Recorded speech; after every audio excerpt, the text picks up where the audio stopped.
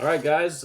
Ben here from the 41st Acre. I got my friend Doug here with me. Doug, his nickname for the show is going to be Florida Man. I wanted to do Florida Man on a mobile, but we're doing it live. It's not radio anymore. But we got Doug here, and he's a Florida fan. He grew up in the area. Give us a little background, your history with the Florida program. Yeah, man. Thanks, Ben. I'm originally from Florida. I live in Texas now, but Florida, pretty much most of my life. I've been there through the rise of what was the Chris Leak, Urban Meyer, Tim Tebow era. Probably my favorite memory I was sharing with you one time was that I was there the day Tebow cried. So that was a birthday present of mine. They won the national title '06. '07 he wins the Heisman, and then '08. Only game they lost was home at Ole Miss, and I was in the end zone looking at Tim Tebow. 4th and 1, everyone knew he was going to get the ball, and he got it, and Ole Miss stopped him. And that post-game speech that he cries and makes the promise is written on the side of the stadium now. So Florida football has always been a big part of my life. Yeah, awesome. Well, glad to have you on. We got not what I expected coming into this game. I think we were talking. Florida is 1-3, 0-1 in the conference. Yeah, They lost LSU, so beat Long Island. The loss to South Florida was unexpected. very much Maybe so. maybe there was a look ahead to playing at LSU the next week. Lose at LSU, then lose at Miami. LSU, Miami, like you mentioned, both are top five teams at the time. Yeah. LSU, a lot of people thought could have been number one in the country. Miami, Hmm. I mean, they're just beating everybody they play, and they've been tested early on, so they didn't have just a cakewalk of a schedule. They beat Notre Certainly. Dame, beat South Florida, beat Florida. They do play Florida State next, so that'll be a litmus test. Florida State just got beat by Virginia. Yeah, that was a And I know crazy you game guys there will in be Rome. playing. Yeah. Yeah, Yeah. Yeah. was that a Thursday night game? Or when Friday was night. that? Yeah, it was a Friday Yeah, night. So yeah, we'll yeah, see there's them at the end of the year. Thanksgiving week always Florida State. So, yeah, but yeah, the season thus far. I mean, you win your first game. It's what you kind of expect your cupcake in a sense. And then USF was just, I mean, scored. Oh, you gave up 18 points. If you had told me going into that game that we're going to give up 18 points, it's sure. like no brainer. Inferior in-state opponent at home, going to win, and uh, the beginning of what we've seen with the offense, and then LSU and Miami, they were top five teams at the time. Miami still is on the road. You only give up 20 points to LSU, 26 points to Miami. Again, you tell me that going in, I feel pretty good. Florida's going to win, and here we are 1-3. So not at all what kind of we expected preseason once we made this Texas matchup here, but. Yeah, definitely a tale of two teams that have kind of had struggling quarterbacks this year. I mean, even Texas with the 3-1 record. I mean, Mm-hmm. besides the last game, which you might attribute. I mean, Sam Houston might be a step above Long Island University, but Mm-hmm. um, still a game that you're supposed to dominate and win, and Arch Manning did that. Mm-hmm. By all accounts, Florida did that handily that week one, but they've definitely been tested. Defense, I'm with you there. I think the Florida defense is a strength, just like the Texas team. I Oh, don't for think sure. Yeah. offense is either of these teams' strengths. I would bet the under if I'm betting today. Um, what is the Yeah, odds the anymore? current I've seen it. It's anywhere plus or minus 7. I've seen it both ways, Okay. six and a Texas, half to yeah, eight, minus depending six on where and a you look. half. Yeah, Over under right now is 41 and a half. I think it will be. I think it'll be close to that. I mean, there's a reason Vegas puts odds on things and around there, and I think maybe to the casual fan, you look at a 3-1 Texas ranked top 10 versus a 1-3 Florida unranked. I think it's easy to not pay much attention to that line, but I mean, it's really going to be two teams with great defenses. I don't foresee a whole lot of offense here, so I think that's a pretty reasonable number there. Yeah, and going back to Um, I think that LSU game was definitely winnable. Was that the Hmm. 5 interception game from Yeah, I Lagway? mean, you lose that game 20-10, and it's one of those games that you get into kind of the fourth quarter, and there's that extra touchdown that makes it a little look a little more spread out than it Yeah, was. But I mean, you go into Death Valley at night, arguably the toughest place in the country, yeah. and your quarterback throws 5 picks. I mean, I don't know how you're gonna win a game like that, and to keep it that close. I mean, that's really that's how you would sum up the Florida season is that right there. It's the defense has been exactly what you would expect, and the offense has not. So Yeah, I mean, I think we're on the same page. This should be a low scoring game. Maybe first 1 to 20 wins the game. yeah, Um, yeah, Turnovers. mhm. Uh, yeah, Yeah. I think again, whenever we had the regular podcast, this was a game Mhm. that I had circled as a loss. I was expecting, Mhm. DJ Lagway, the way the team finished last year, rolling off wins. Texas obviously beat them last year, but they didn't have Lagway. They had Yeah. Warner starting. Aiden Warner Yeah, started so one game for the Gators last year against Texas. yeah, Yeah. that was your number 3 quarterback. Which Texas, by the way, they've hit the jackpot. So last year, I'm pretty sure we played Kentucky Hmm. with a backup quarterback. Mississippi State was like on their third one. Texas A&M, like Marcel Reed became the guy, but he wasn't the guy at the beginning of the season. Yeah. Um, Florida, we got to play the third string quarterback there. So I mean, even this year with some of the games that are on Texas schedule, OU's quarterback is hurt Yes. now. Yeah. Surgery Um, there. Yep. um, Arkansas is a new head coach. That was Oh, returning head oh, coach and Bobby Petrino. yeah. Hey, It's kind of a crazy one if you do a little googling on that. I'll leave it at that. But yeah, something many people never thought you would hear said again. Bobby Petrino. Like I texted my buddies. Like did I text you this? He and Urban Meyer, like, you know, might find each other at a bar one day, a singles Yeah, bar.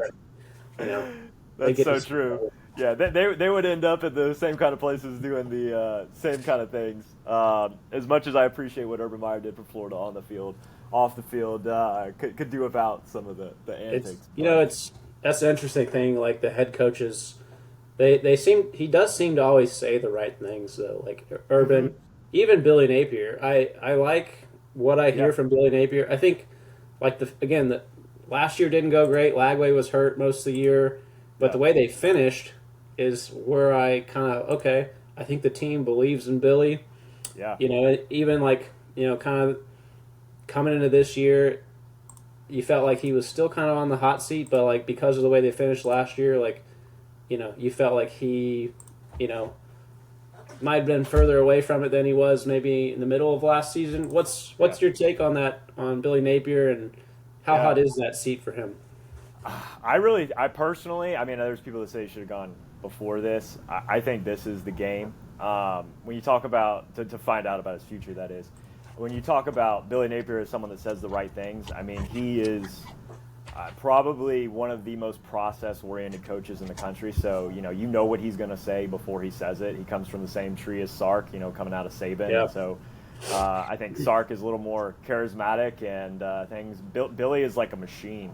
And you're in year 4 now. You look at year 1, you don't expect a lot. Year 2, you don't expect a lot.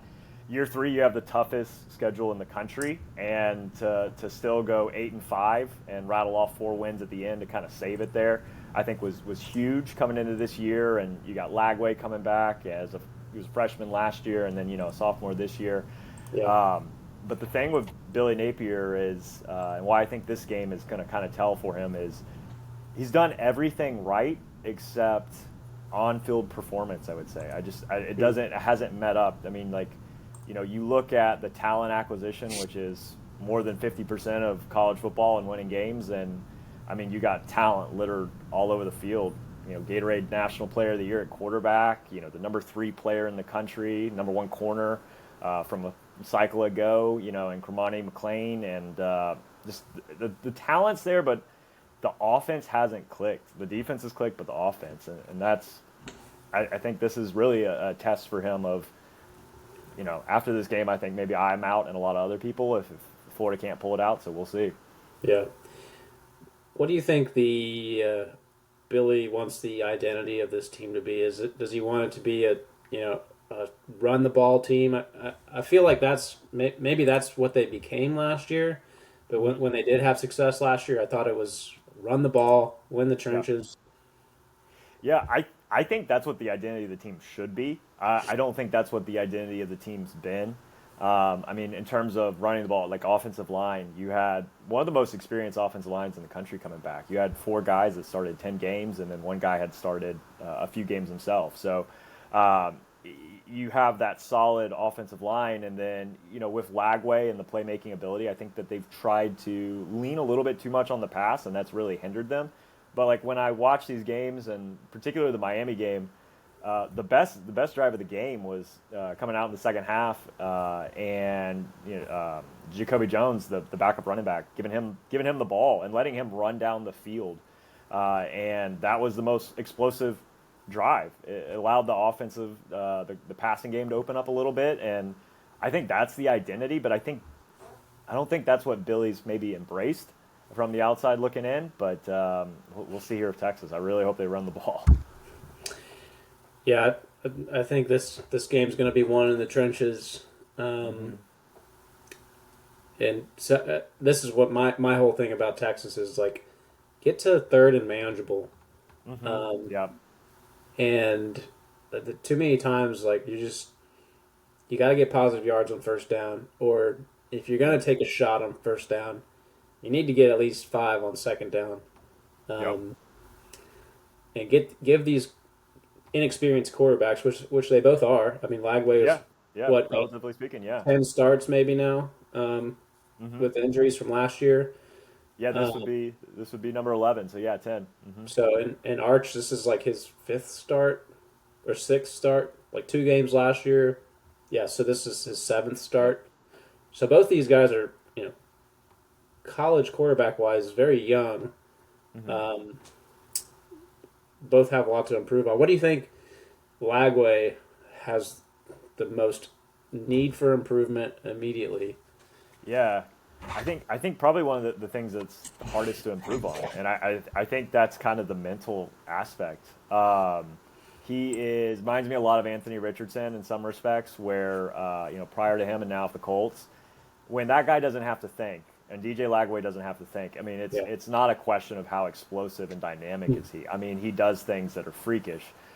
But that LSU game, watching that, they would just, ESPN cuts over constantly, and you just see him, and his eyes are huge. He's just like staring off into the distance. And I think, Texas's defense, if they can rattle him early, that's going to be problematic for him mentally. And that's why I think the run game is so huge. But from a physical standpoint, I mean, he's got everything. I mean, that's why he was the Gatorade National Player of the Year. I'm surprised Florida got him out of the state of Texas. So we'll see how he handles kind of the pressure. Was he from this North Texas area? He's from Willis. Yeah. Yeah. So, okay. Yeah, North Houston. Yep. Yeah, not far from where I'm from.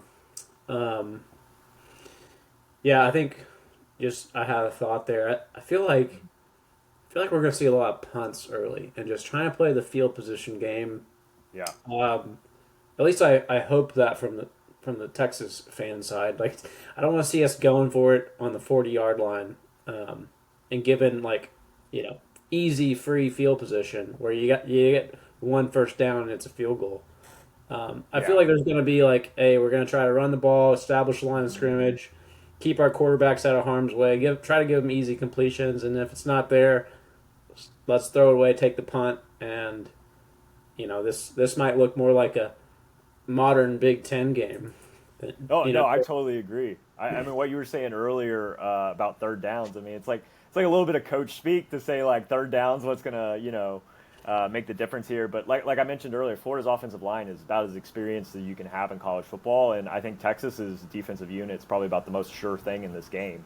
And so Yeah. it's really going to be those third downs and Florida's defense, what they're going to do to Texas. And I think that's why the line is, probably closer than some people would think. And it's because I think this is going to kind of feel, like you said, to a modern Big Ten game or even somewhat of an NFL game where it's like, just don't give up those field goals, hold field position, win more third downs than the opponent, and, maybe a couple big plays. But for the most part, it's going to be, I think, pretty slugfest-ish.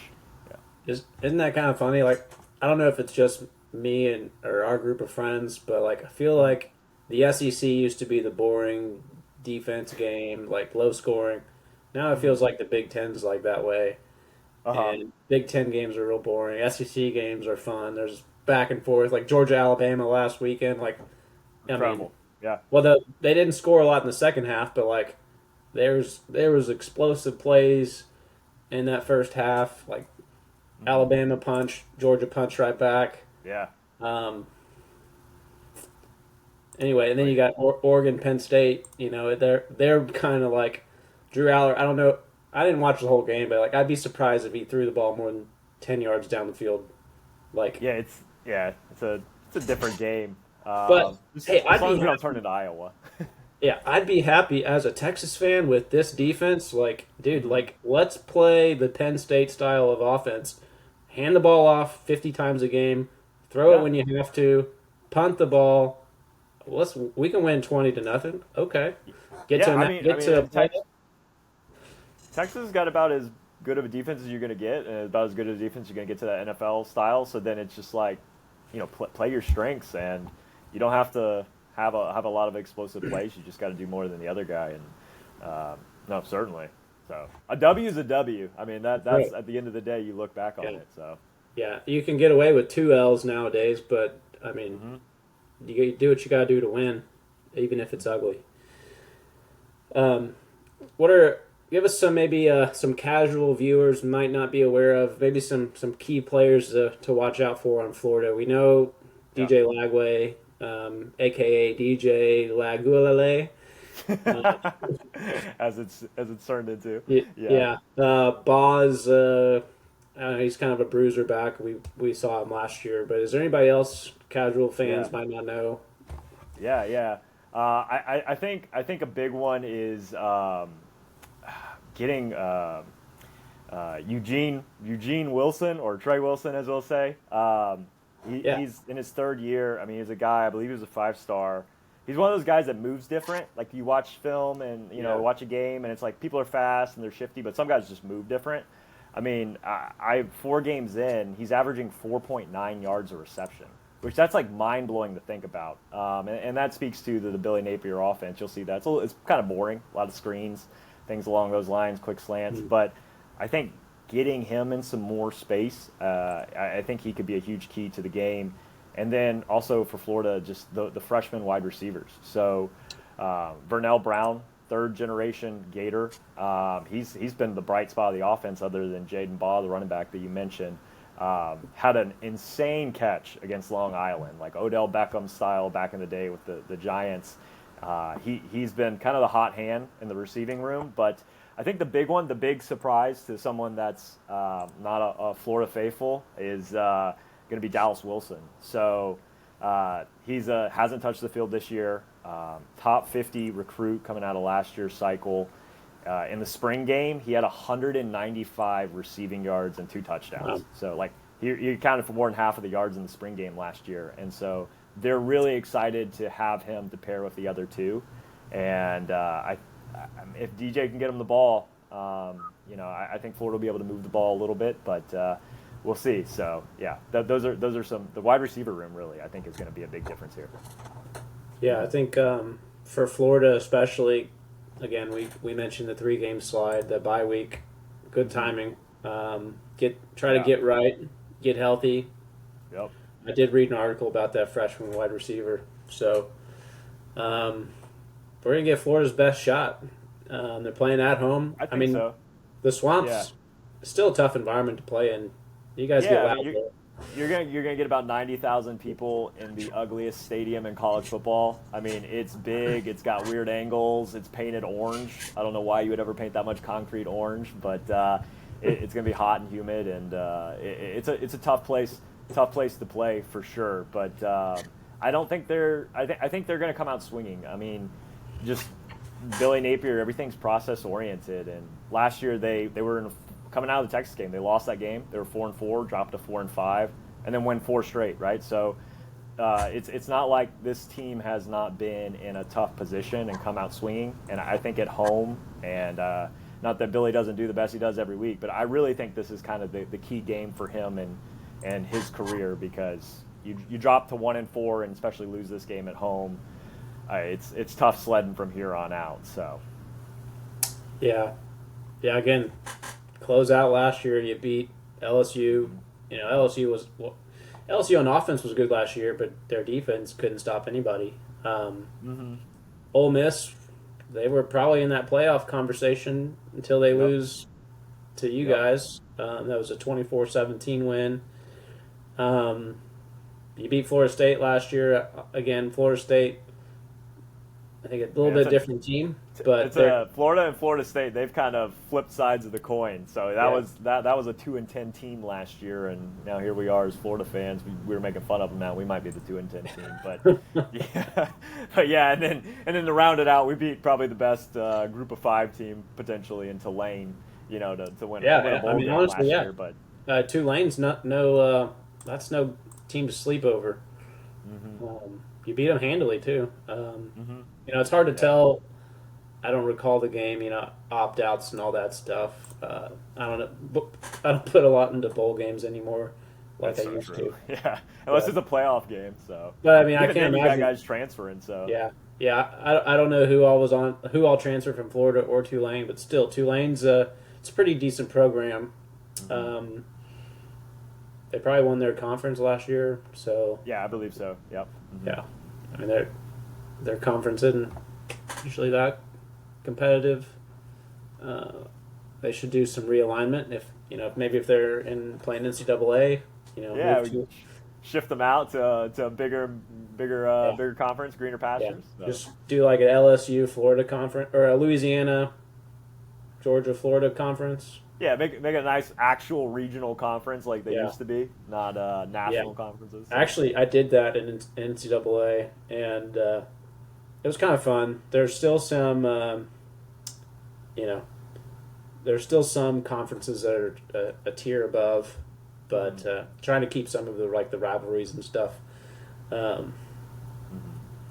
We need Notre Dame to join a conference, or we need to get rid of the conference championship games.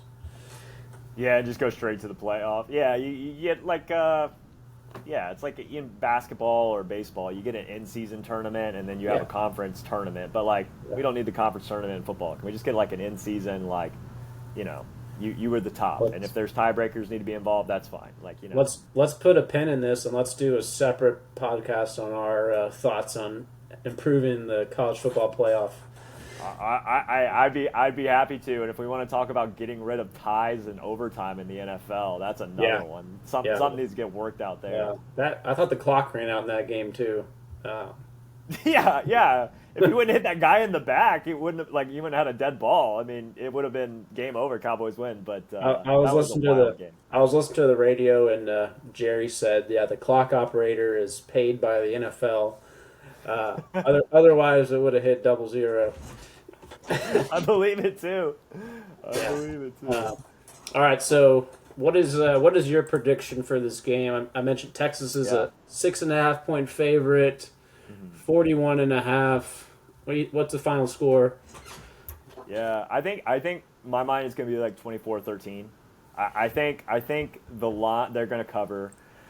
Texas, that being, and I really have concerns about the Florida offense. We'll see what happens, even with another playmaker, joining the fold. But I think this is going to be very similar to the Miami game, and this is going to be very similar to the LSU game. I think you're going to see 3 quarters of really close football, and I think Texas is probably going to have about a 7-point lead, and I think they're probably going to get a score at the end that makes it a little bit broader than it feels, watching the game versus just seeing a score candidly. But so hope Florida wins, but I'm concerned. Yeah, rightfully so. I would be too. I'm a little nervous. Again, Texas hasn't hasn't been tested. I mean, 3 games were favored by 30 plus points in. Mhm.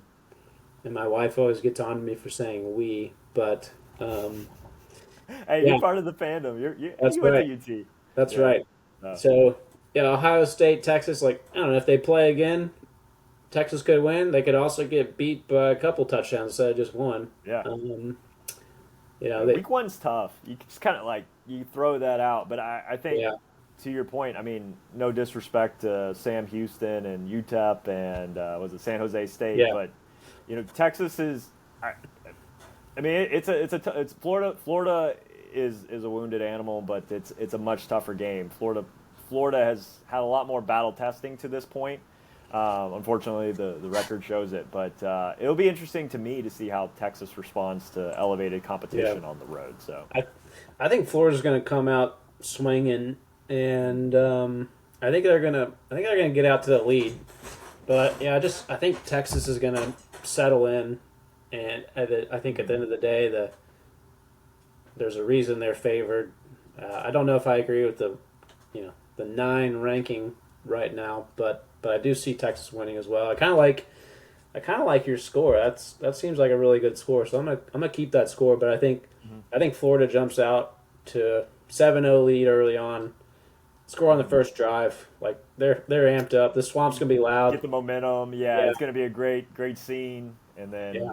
yeah. And then both teams will kind of settle in. Like that adrenaline will Mhm. kind of be gone, and I think then we're gonna see, you know, Texas kind of take over.